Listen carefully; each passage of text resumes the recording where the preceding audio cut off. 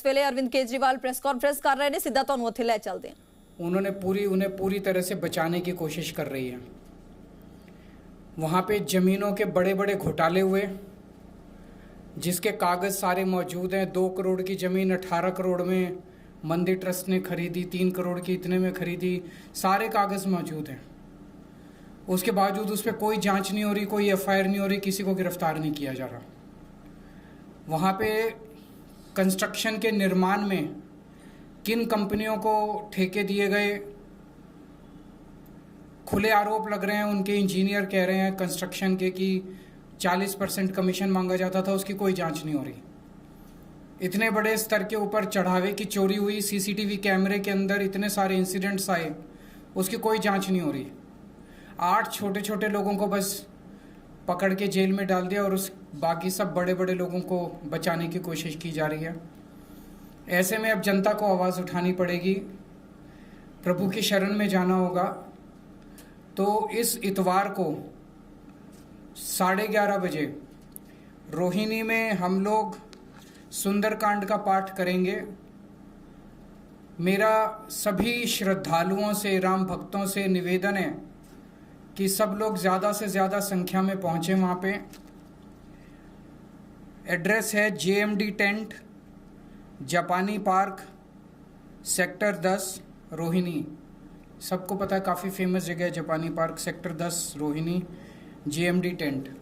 यहाँ पे ज़्यादा से ज़्यादा संख्या में पहुँचे। 11:30 बजे सुंदरकांड का पाठ होगा और वहाँ से भगवान का आशीर्वाद लेके, हनुमान जी का आशीर्वाद लेके एक सिग्नेचर कैंपेन शुरू किया जाएगा देश भर में, दिल्ली में भी और अन्य राज्यों में जहाँ जहाँ आम आदमी पार्टी के वॉलंटियर्स हैं। और केवल ये आम आदमी पार्टी का नहीं है, जहाँ जहाँ राम भक्त हैं, श्रद्धालु हैं, जो इस पूरे घटनाक्रम से पीड़ित हैं, वो सब लोग ये सिग्नेचर कैंपेन करेंगे।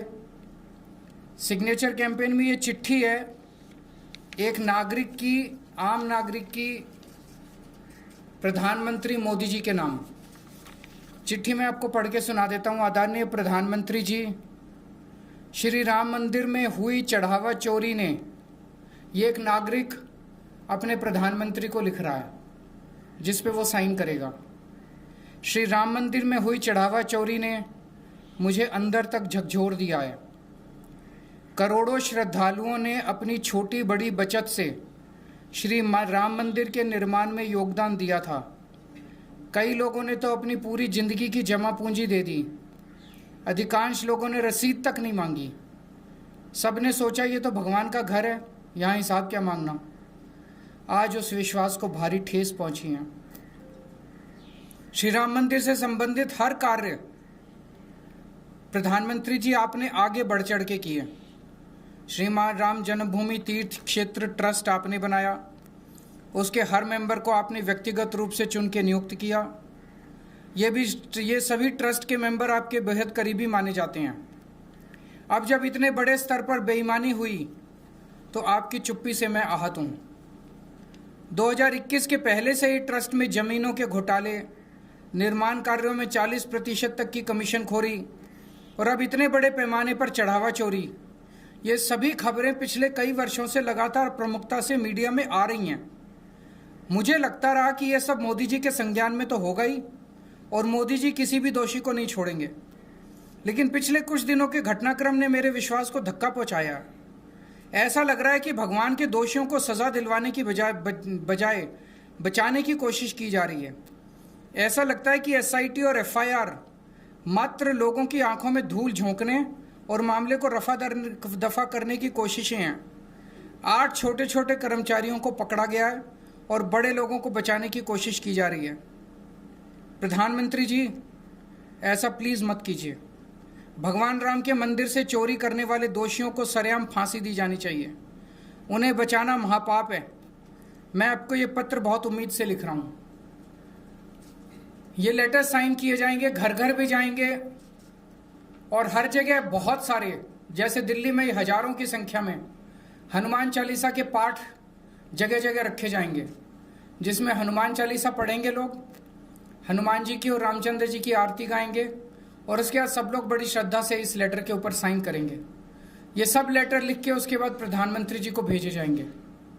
हमें पूरी उम्मीद है जब भगवान का आशीर्वाद लेके, भगवान की शरण में जाके सब लोग ये काम करेंगे तो ज़रूर चंदा चोरी करने वाले और रामचंद्र जी के घर में डकैती डालने वालों को सज़ा मिलेगी। मैं समझता हूँ हर सनातनी का ये फर्ज है, ये धर्म है, श्री रामचंद्र जी के यहाँ डकैती करने वाले, महापाप करने वालों को सज़ा दिलवाने के लिए पूरी कोशिश करें। जो लोग भी इस कार्य को करेंगे उनको और उनके परिवार का महाकल्याण होगा। अगर आपका कोई प्रश्न है तो आप बता सकते हैं।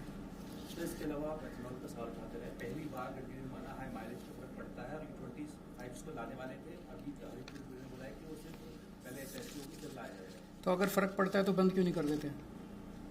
बंद कर दें। अगर मान ही लिया उन्होंने तो। कल हरदीपपुरी जी का देख रहा था, वो भी कह रहे थे हाँ थोड़े थोड़े गास्केट तो खराब होते हैं। तो गास्केट भी खराब होते हैं, माइलेज पे भी फर्क पड़ता है, फिर भी जिद पे अड़े हुए हैं। सर आपकी पार्टी से जो अलग हुए थे, इंद्रप्रस्थ विकास पार्टी बनी थी जो आज भगवान राम का थोड़ा सा श्रद्धा के साथ हम बात करते हैं। ठीक है। वो आज वही बीजेपी में विलय कर रहे हैं। कौन जो 8-7 लोग? अच्छा वो IVP वाले, ठीक है, कोई नहीं। Thank you.